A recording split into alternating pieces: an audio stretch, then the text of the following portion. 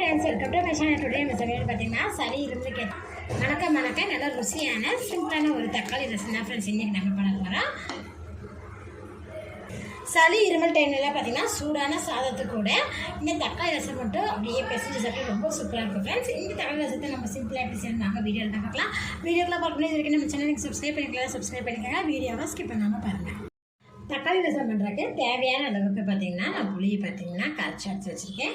இப்போ இது கூட பார்த்திங்கன்னா நான் 3 தக்காளி பழத்தை இது கூட சேர்த்துட்டு நல்லா பிசைஞ்சு எடுத்துக்கலாம். தக்காளி பாருங்கள், இந்த அளவுக்கு நான் நல்லா பார்த்திங்கன்னா கரைச்சி எடுத்துகிட்டே பாருங்கள். கடாய் சூடான இதில் 2 டீஸ்பூன் அளவுக்கு எண்ணெய் விட்டுக்கலாம்.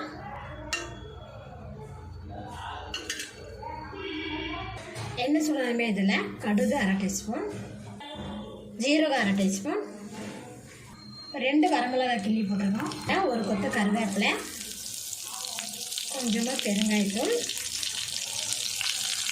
இது கூடவே 1/4 டீஸ்பூன் அளவுக்கு வெந்தயம். இதெல்லாம் எண்ணெய் நல்லா புரிஞ்சதுமே 6 பல்லு பூண்டு பார்த்திங்கன்னா இந்த மாதிரி தட்டி வச்சுருக்கிறேன் சின்ன குழந்தைகளில். அது இதை சேர்த்துட்டு லேசாக வதக்கி வைக்கிறேன்.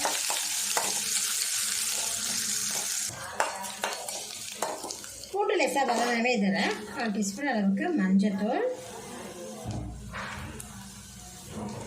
1/4 டீஸ்பூன் அளவுக்கு மிளகாத்தூள்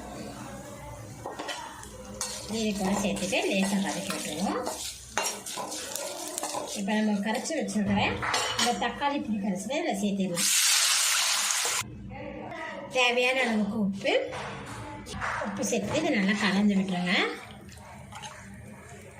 பாருங்கள், நுரக்கட்ட ஆரம்பிச்சிருச்சு. இப்போ இது கூட பார்த்திங்கன்னா நான் 1 டீஸ்பூன் அளவுக்கு ஜீரகத்தூள் அது இதில் சேர்த்திக்கலாம். இது கூடவே பார்த்திங்கன்னா 1 டீஸ்பூன் அளவுக்கு குருமிளகாத்தூள்,